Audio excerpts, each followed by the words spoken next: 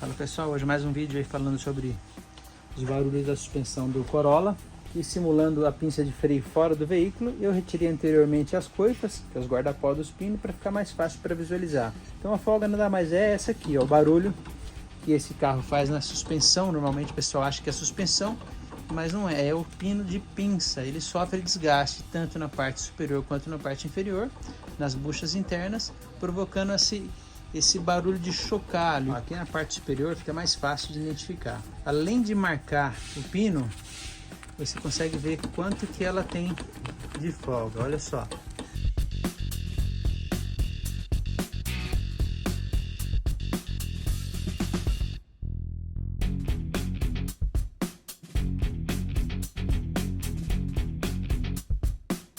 Olha, aqui ela no lugar já, simulando ela montada no veículo, ela está trabalhando, atuando, como tem que atuar.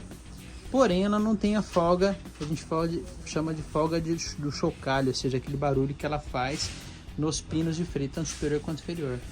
Kit de pino novo, barulho resolvido da pinça de freio. Corolla 2009 em diante, a solução é essa aqui, troca do reparo. Tá certo, pessoal? Um abraço a todos e até a próxima. Tchau, tchau.